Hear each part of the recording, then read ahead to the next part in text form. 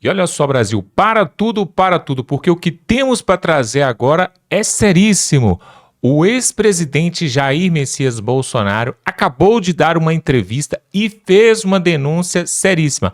Algo que ele nunca havia falado, depois que perdeu as eleições ali em 2022 para o então Lula. E agora vem ao ar aqui essa denúncia que deixou muitos de cabelo em pé. Pessoal, se isso for mesmo verdade, é uma verdadeira bomba que nós nunca tínhamos visto com relação aos processos eleitorais e com relação à política aqui no Brasil. Você vai ver agora o que falou Jair Messias Bolsonaro, porque parece que agora ele foi pro tudo ou nada, porque não quer ficar de fora do próximo pleito em 2026 e ele sabe que a PGR já está com a denúncia para poder apresentar ali e eles querem colocar Jair Messias Bolsonaro na prisão e por isso agora ele soltou essa bomba. Dá um like nesse vídeo, se inscreva aqui nesse canal, nós vamos mostrar isso aqui agora. Veja o que vai falar o Thiago Pavinato sobre essa fala de Jair Bolsonaro. Ele vai mostrar aqui a fala dele e vai comentar sobre isso. É uma verdadeira bomba. Vamos para esse vídeo e voltamos em seguida. Que eu lhes digo que o presidente Jair Bolsonaro, neste sábado, disse durante live do Brasil Talking News que o Tribunal Superior Eleitoral, o TSE, teria recebido dinheiro de fora do Brasil para mudar o resultado das eleições de 2022, ano que perdeu para Lula Lelé. Bolsonaro, contudo, não apresentou provas para corroborar essa declaração. Vamos ouvir o que ele disse. E, obviamente, para funcionar daquela maneira, precisava de dinheiro. E o TSE gastou. Estamos aguardando, finalmente, para que, dado essa auditoria que está sendo feita nos Estados Unidos, mostre que realmente recursos vieram para cá. Bolsonaro ainda comentou sobre a impossibilidade de falar da presença de Lula em uma comunidade tomada pelo tráfico. Eu não pude mostrar o Lula numa comunidade aqui tomada pelo tráfico, onde ele entra. O Lula não é o Flávio Dino, não, tá? Entra sem segurança nenhum, usa um boné típico da facção criminosa local, onde os fuzis daquela região, quando são presos, têm essa mesma marca. Bolsonaro também declarou que na campanha não pôde falar que Lula, aspas, defendia o aborto e, aspas, tinha amizade com Hugo Chávez, Nicolás Maduro e com as ditaduras ao redor do mundo.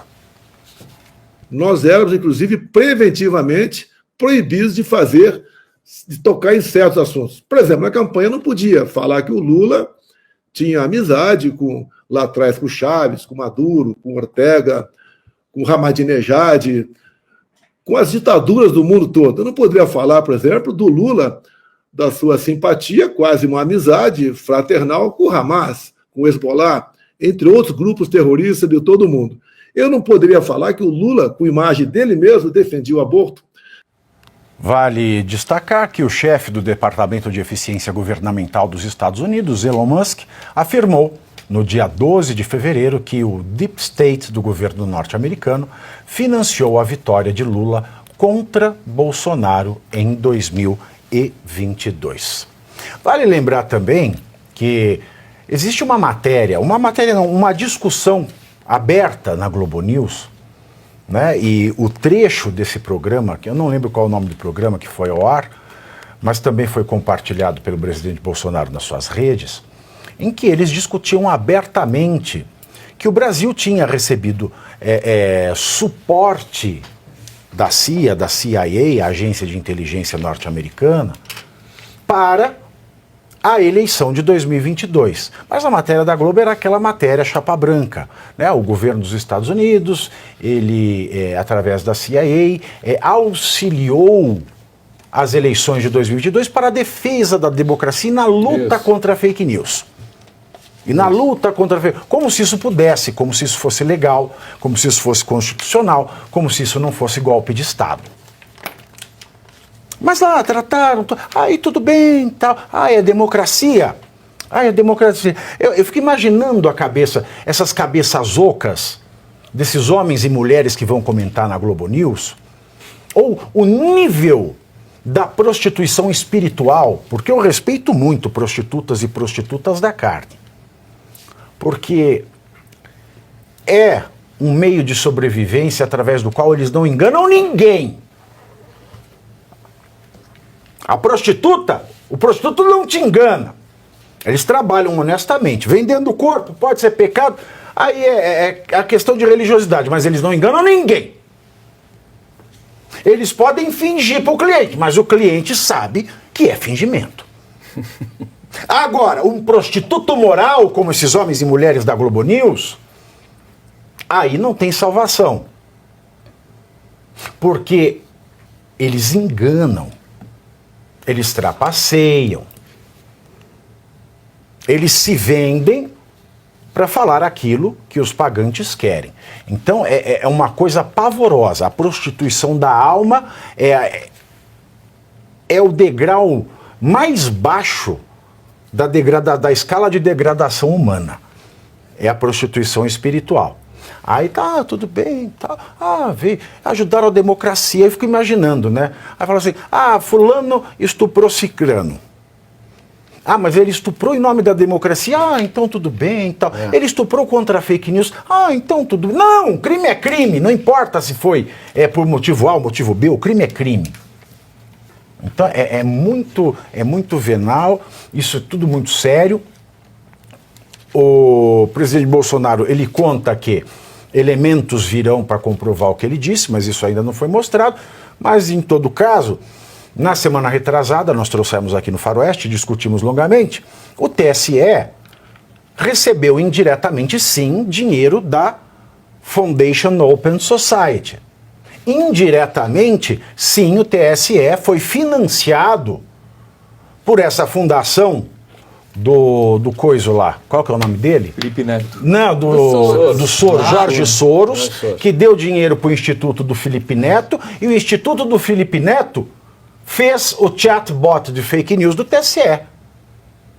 E vale lembrar que a fundação do Soros, ela era assim com a USAID na época dos democratas. Sim. Então, se não recebeu diretamente dinheiro, indiretamente a gente já mostrou que recebeu dinheiro. Por uma fala do próprio Felipe Neto Exatamente. nas redes sociais dele.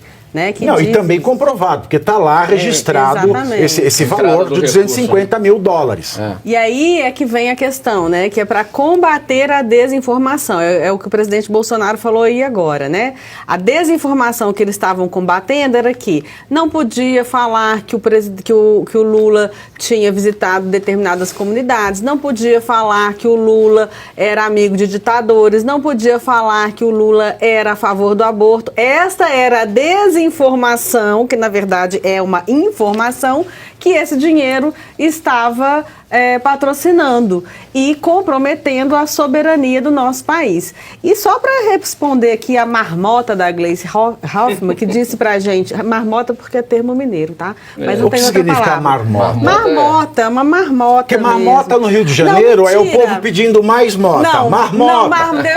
Eu errei aqui, desculpa, é porque dois idiomas nativos. Marmota é o equivalente a cafona pra Janja, tá? Cafona, marmota. Agora, a Gleice é uma desgrama mesmo. E ela diz assim, essa gente do inelegível. Então eu vou dizer para ela, essa gente que inclui você, sua desgrama, essa gente do descondenado, que ficou escondendo as coisas todas dele, que ele é a favor do aborto, que ele tem relação com o ditador, que ele... Todas essas questões, como combate à desinformação, como se fosse fake news, e não era fake news. E com dinheiro de entidades estrangeiras. Golpe. E é estranho, né? Porque a STF agora quer falar da lei de anistia para aqueles que ocultaram cadáver. O TSE ocultou todos os cadáveres do Lula, né? E ninguém quer falar nada. Vamos voltar a falar então dos cadáveres do Lula, né? Escondidos na campanha, amizade com Maduro, amizade com Ortega, que o Lula isso, que o Lula aquilo, porque esconderam cadáveres do Lula para quê? Para dar aquele empurrãozinho na candidatura do Lula Lelé, né? Tá muito na cara. Que chamava de fake news. Guerra contra a desinformação, né? Chama-se isso, né? A porta de entrada disso, né? Guerra contra a desinformação. A gente tinha que ter no Brasil uma guerra contra o analfabetismo. É isso aí. Puro e simples. É isso aí. Puro e simples. Porque quando o brasileiro deixar de ser analfabeto, vai deixar de existir brasileiro que acha que o TSE fez coisa dentro da legalidade quando não fez. É isso aí. Que o TSE, que o STF tem feito coisa na legalidade quando não faz. Porque basta ler, basta você abrir a lei e ler. Então, assim, o Brasil não tem que abrir guerra contra a fake news, contra a desinformação. O Brasil tem que abrir guerra contra o analfabetismo e o analfabetismo funcional. É simples. Isso aí. Pavi, o relevante para mim de tudo isso que está sendo colocado é a declaração do Elon Musk em dizer que o Deep State norte-americano trabalhou. Por que isso é tão importante? Porque aqueles que quando começam a estudar e trabalhar com estratégia, em especial em política internacional, eles percebem que tem um mundo subterrâneo, que é realmente onde as coisas acontecem. Na internet você tem o Deep, como é que é? O Deep Web. O Deep Web, tem a Dark Web, é algo similar. Tem o Deep Throat, né? Tem tudo. Tem tudo. Isso aí é de um outro universo paralelo. É igual esse povo que defende essas ações aí, TSE, STF, é Deep Throat. Mas engole qualquer coisa. Mas você sabe por que isso é importante? Esse é o ponto, né? É fundamental. Porque como ele está trabalhando por um departamento que seria o correspondente ao nosso Ministério da Desburocratização ou da Reforma Administrativa, seria isso, é o que ele está fazendo lá. Quando ele assume que isso existe e que aconteceu nos Estados Unidos e que isso é composto por um conjunto de funcionários, empresários e indivíduos ideologicamente vinculados, ele puxa um fio que pela própria textura, pela tessitura internacional, bate em alguns países. Ou seja, ele está trazendo os dados concretos que a gente pode usar para observando a nossa legislação, falar, não se enquadra e nós temos elementos substantivos para retirar todos os que aí estão. O problema é que a gente não tem força, porque a gente não sabe aonde buscar os elementos que podem se articular para retirar essa gente. Olha que coisa curiosa. Aí, como você falou, sim, está comprovado. O que a Rede Globo fez? Não, é que a CIA trabalhou apoiando o combate ao crime organizado no Brasil que vinha por intermédio da desinformação. Praticamente estamos jogando na nossa costa aquilo que eles estavam fazendo. Era isso que eles estavam fazendo. A Globo News fazendo mais uma mesa redonda com bestas quadradas. Aí que é a jogada e a importância do que o Elon Musk fez. Porque o que o Elon Musk fez, ele disse, olha, existiu um conjunto de elementos que estavam trabalhando em proposta do governo democrata, que tinha interesses próprios do governo democrata e não dos Estados Unidos. Por isso, tudo aquilo que eles produziram de resultado foi contra até os interesses norte-americanos. Em síntese, quando a Glaze vem e fala, e a Globo tenta passar a mão, dizendo, nossa, estamos vendendo a nossa soberania. Não. Os norte-americanos estão trabalhando pelos interesses dele e o Elon Musk está dizendo, nós temos que corrigir isso porque nós proliferamos um conjunto de aliados do governo democrata que vai contra o Estado americano.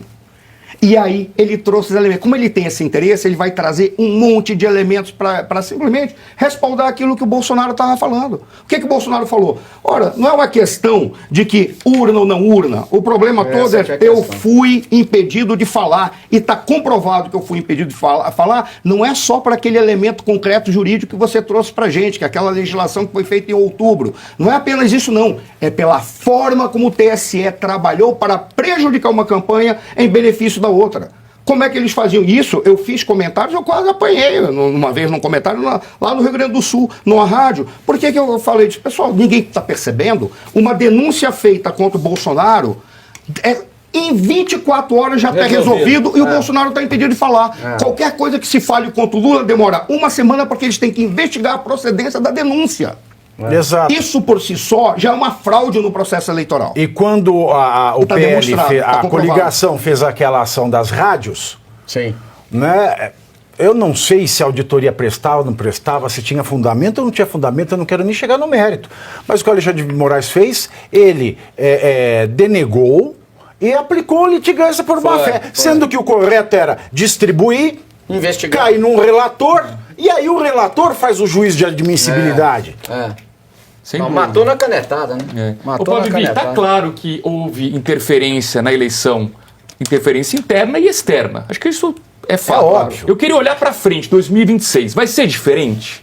O fato de o TSE será presidido pelo ministro Cássio Nunes, isso vai fazer com que não haverá interferência interna? Porque externa, tendo Trump nos Estados Unidos, esperamos que não. É por isso que eu falo que nós não podemos esquecer o impeachment do Moraes.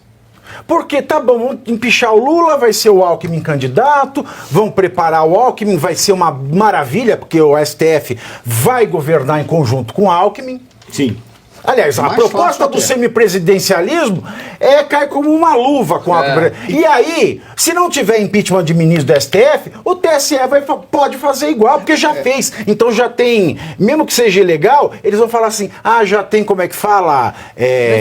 Precedente. Mas, Pave, desculpa te interromper, com o Alckmin, o STF vai governar mais facilmente ainda, porque o Alckmin é totalmente fraco, não tem base em lugar nenhuma, e ele só tem o respaldo do TSF, e ele é assim com o Alexandre de Moraes, porque o Alexandre de Moraes foi secretário dele, aqui em São Paulo. Então, eles são mais próximos, os dois. Agora, quando a questão que a pergunta, eu vou dar um chute. Não vai mudar, porque o Cássio Nunes vai chegar lá e tem um dado, a máquina está governando por si só. E aí você entende uma outra questão também. Lembra do autor do vocábulo cleptocracia? Sim. Não vamos dizer nomes. Alguém disse cleptocracia, com toda a convicção, porque tinha acesso às provas. A cleptocracia é cleptocracia. Não importa se anulou o processo ou não. Aí você lembra de um outro sujeito que inventou o termo petralha? Sim. Então vamos falar nomes também, mas esse sujeito passou a vida toda sem nenhum segundo de descanso em que o PT e o Lula prestassem. Tanto o autor do vocábulo cleptocracia quanto o autor do vocábulo petralha sempre foram muito amigos de Geraldo Alckmin. Mas ambos sabiam que Geraldo Alckmin não é páreo para Jair Bolsonaro. Sim. Então, como é que se muda de opinião? Por isso que eu falo que o impeachment do Lula agora cai como uma luva. É um alívio. Sim. É um piano que sai das costas. Tivemos que aguentar 2 anos de Lula, mas agora o Alckmin está lá. Desculpa de interromper.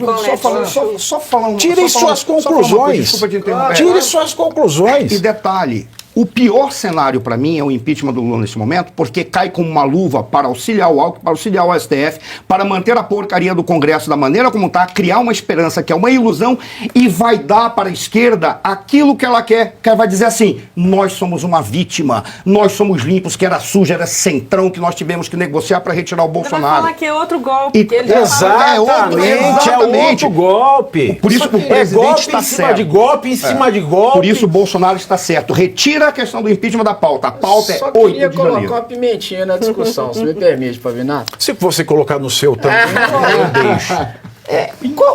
Hoje o presidente Lula sangra, né? O governo Lula está sangrando. Eu não sei se ele sangra. Não, digo pelos índices de popularidade. Ele está com hemorroida? Eu não Provavelmente. sei. Não sei. Provavelmente.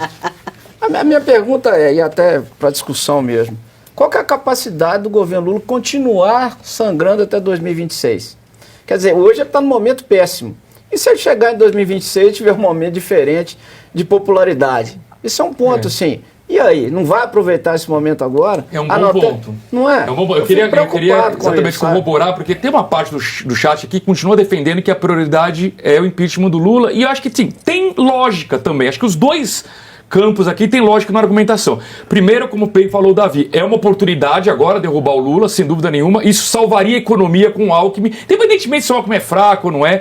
É um ponto, sim. E segundo, o impeachment do Lula geraria, em tese, a não ser que o Lewandowski comande a sessão, né, e rasgue a Constituição do Lula. Lewandowski ele não aposentou. Não, tô sendo irônico. Mas também o Alexandre de Moraes pode fazer tudo. O Alexandre de Moraes pode chegar assim, o impeachment, neste caso, não se aplica, ele só sai do cargo, mas não fica... Inelegível. Não, ele é empichado, mas fica no cargo. Então o Alexandre pode inventar tudo. Mas em tese, pelas regras, isso tiraria o Lula de 2026. E eu insisto, o Lula hoje pode estar semi-morto. Quem sabe em 2026 como ele estará com a máquina. E é aquela coisa, é uma forma dos donos do poder. Vamos voltar a falar do cleptocrático. É uma forma deles se livrarem do Lula sem se livrarem do Lula. Porque é o Congresso, não temos nada com isso. Não temos nada com isso. Então eles não vão precisar fazer meia-culpa. Aí o plano vai azeitado perfeito, é um plano infalível. É um plano infalível. Mas você bem lembrou há pouco do mensalão. Você lembrou do mensalão? Lembrei, sim. Mas no mensalão, mas doutor Davi Teixeira, no mensalão a gente tinha STF. Hoje a gente tem MSTF. Quem vai ser? No Mensalão a gente tinha uma mesa com juízes de notável saber jurídico. Hoje a gente só tem político lá dentro. Quem vai ser o próximo presidente do STF? Não sei. Pelo rodízio deles, pode cair no André Mendonça, não? Eu não sei quem vai ser o próximo presidente do STF. E num período de um impeachment esse ano, seria... Quem é o que vai substituir? É o Toffoli. É o Toffoli.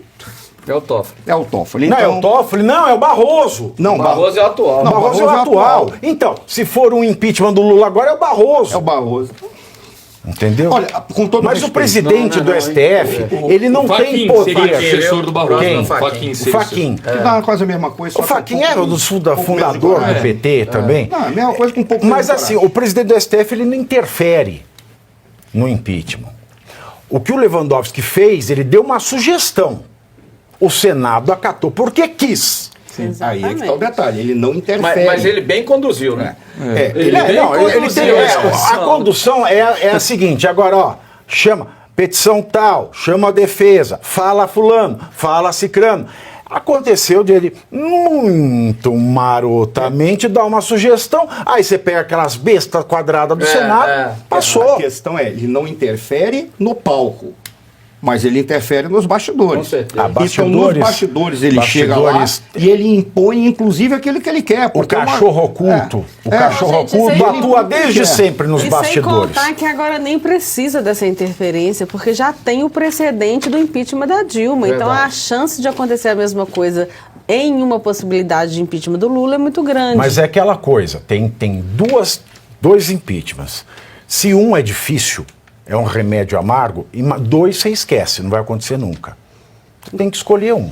Alexandre de Moraes. Olha, Pave, com todo respeito, a pauta, da minha perspectiva, é anistia, elegibilidade do Bolsonaro e o impeachment no STF. Pode ser o Alexandre de Moraes, pode ser o Barroso, mas tem que ter impeachment no STF, para tentar botar uma ordem no STF.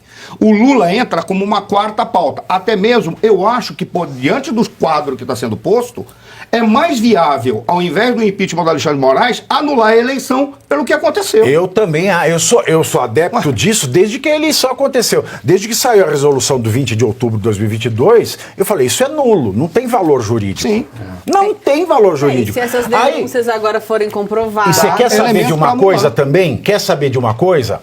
Se você for olhar o texto da Lei Frio, desde que saiu a resolução de outubro, 20 de outubro de 2022, ilegal, a eleição é nula. Nula. Não tem valor jurídico. Aí, se não tem valor jurídico, não se pode dizer que o 8 de janeiro é um atentado contra um governo legitimamente eleito. Porque é um governo que foi eleito através de um processo viciado.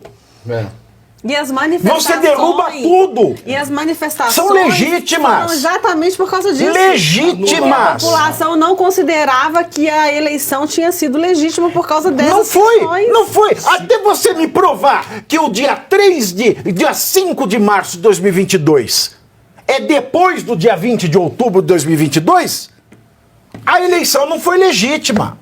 É simples assim. É por isso que eu falo, analfabetismo que é o problema.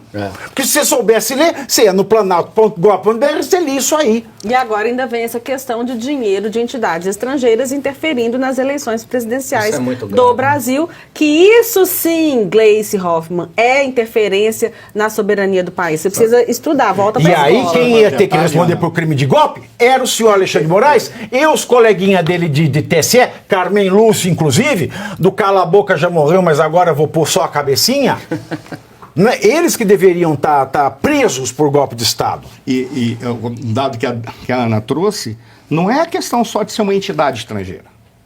Porque a USAID é um órgão do Estado americano, controlado pelo governo americano. Então, o que aconteceu é a interferência de um governo estrangeiro. Com todo o respeito que a gente tem pelos Estados Unidos. Um governo que foi tomado por um partido nojento, que estava destruindo os Estados Unidos e resolveu destruir o Brasil também. Pois é, nós trouxemos aqui então essa denúncia feita ali por Jair Messias Bolsonaro e os comentários aqui dos jornalistas ali da Revista Oeste, que por sinal é uma excelente revista, você devia acompanhar, ele devia se inscrever e também assinar a Revista Oeste, que é excelente. E aí, pessoal, a pergunta que fica é o seguinte: será que todas essas denúncias, será que todas essas provas é tudo armação da extrema-direita? Será que tudo isso é teoria da conspiração? Ou será que, desde o financiamento a campanhas por terceiros, desde agências que se dizem humanitárias, internacionais, que estavam financiando o processo político aqui, desde interferências de redes sociais, como por exemplo o Instagram, que o Mark Zuckerberg já assumiu que participou sim disso, e desde interferência de ministros do STF no processo eleitoral. Será que todo este bolo, todas essas provas não querem dizer alguma coisa? E para terminar, para colocar cereja no bolo, quando a gente vê o Lula saindo na rua e só tem segurança em volta dele e 3 gatos pingados ali querendo tirar uma foto com ele, e quando a gente vê do outro lado, o Bolsonaro vai numa padaria, ele vai no aeroporto, na praia, em qualquer lugar que ele vai, é uma multidão atrás dele, fica no mínimo suspeito e fica uma pulga atrás da nossa orelha, porque, por exemplo, pessoal, não tem como esconder, tem coisa que são, algumas coisas são óbvias. Por exemplo, por que lá atrás, quando o Lula conseguiu sair da prisão, conseguiu ser descondenado, conseguiu se tornar elegível de novo e entrou para a política novamente em 2022, quem era presidente nos Estados Unidos era a esquerda, era Joe Biden. E quando o Bolsonaro conseguiu quebrar o ciclo de 4 mandatos do Lula, que foi 2 do Lula e 2 da Dilma, foi então quando Donald Trump era presidente lá nos Estados Unidos. Então, todos esses fatos, se você for juntando o quebra-cabeça, você chega numa linha de que parece que o povo brasileiro foi mesmo enganado. E se você perguntar, fizer uma entrevista, né, fizer uma pesquisa, uma enquete, boca a boca, você vai ver que poucas pessoas que você conhece talvez votou em Lula, né? É claro que agora, com esse governo desmoralizado, com a popularidade em queda, com o preço dos alimentos em alta, com o dólar a R$6, ninguém vai falar que votou no Lula, né? Mas lá atrás, né, alguns falavam que fez o L, né? Ah, eu fiz o L. Até inclusive, né, um influencer aí, o youtuber Felipe Neto, pulou do barco, saiu fora e falou que agora não vai mexer mais com política, mas ele estava apoiando o Lula lá atrás. Então, pessoal, toda essa história precisa ser esclarecida. Não dá para engolir mais esse tipo de coisa. E o povo precisa sim ir às ruas, precisa cobrar os senadores, os deputados, aqueles que foram eleitos para defender o povo, o direito do povo. Precisa cobrar sim. O povo brasileiro é muito moroso. Eu tenho falado aqui nesse canal. O povo brasileiro é muito acomodado, muito moroso. Se fosse em outro país, pessoal, se fosse numa outra região aí do planeta, de repente lá na Ásia, de repente no Oriente Médio, esse tipo de coisa não aconteceria. Esse tipo de governo já tinha sido deposto e o povo já estava nas ruas e já tinha acontecido alguma coisa. Mas aqui a gente vai aguentando, a gente vai tolerando esse tipo de coisa, mas uma hora a corda arrebenta, né, pessoal? Uma hora tem que acabar. Não há mal que dure para sempre. Olha só, nós vamos ficando por aqui. Eu quero te pedir para se inscrever aqui no canal. Tem um botão aqui escrito inscrever-se. Você clica, se inscreve. E também um outro pedido. Aqui também está escrito compartilhar. Você pode clicar e quando você clicar vai aparecer uma janelinha com os botões do WhatsApp, do Facebook. Então você compartilha, clica lá e compartilha. Já manda direto no grupo da família, no grupo do WhatsApp, grupo do seu trabalho, da escola, porque nós precisamos mostrar a verdade. E aqui nós estamos compartilhando aquilo que nós temos aprendido e visto que existe uma verdade por trás da verdade ali em Brasília e que muitos não querem que você saiba, tá bom? Vamos ficando por aqui e até a próxima.